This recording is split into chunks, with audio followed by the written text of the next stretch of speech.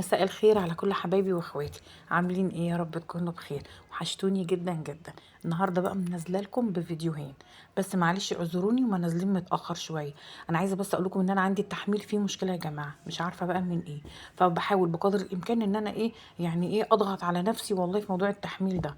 مش عايزه الفيديو يجري مني. فانا كنت نزلت يعني تحت، عايزه اجيب طلبات هعمل حواوشي. الفيديو ده هينزل لكم كمان شويه. كنت بجيب شويه طلبات للبيت وكده، قلت اجيب فاكهه كمان معايا بالمره. لقيت الفاكهه حلوه، وزي ما انتم شايفين بقى كده ما شاء الله حلوه وطازه يعني. جبت بقى شويه فاكهه، جبت بقى يوسفي، جبت برتقان، جبت بلح. البلح الاسود ده محدش بياكله الا انا. فانا جبت نص كيلو. البلح ده ب50 جنيه.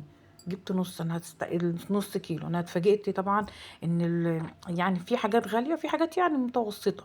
اليوسفي ده ب35، برتقان بسرة ب30، والفراولة كنت جايباها ب40.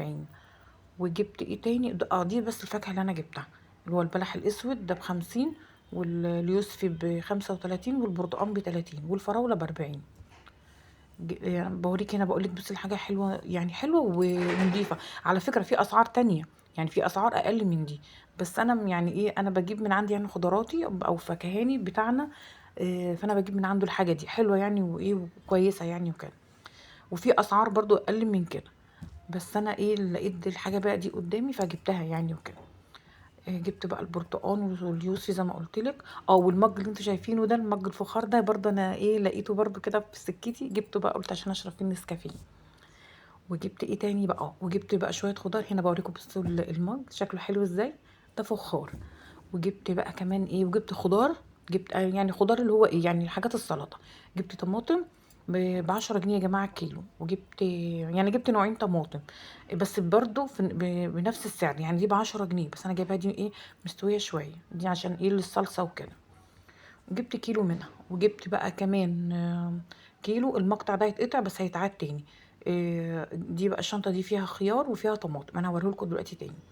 دي بقى لحمة، دي لحمة بلدي انا جايباها للحواوشي. اللية برضو يا جماعة اهي، يعني انا ما بستغناش عن اللية في اي اكل. يعني انا هعمل حواوشي دلوقتي معاكم وهنشوف انا هعمل اللية ازاي. انا مش هحط اللية في الحواوشي، لا انت تشوفيني انا هعملها ازاي دلوقتي. جبت بقى طبعا الحاجات بتاعتها بقى، الفلفل والطماطم والبصل. انا عندي بصل. وهنشوف بقى دلوقتي بقى الطريقه بتاعتنا بتاعت الحواوشي عامله ازاي. تمام. لو وصلت لحد هنا وما اشتركتيش انزلي خدي لك جوله. عجبتك الصفحه اشتركي معايا، ولو ما حطيتيش اللايك انزلي حطي اللايك بسرعه، عشان اللايك بيفرق يا جماعه. ده بقى كان عيش بلدي هنعمله مع بعض بقى الحواوشي دلوقتي. يلا انتظروا بقى الفيديو بقى يا جماعه. يلا اشوفكم على خير واقول لكم باي باي.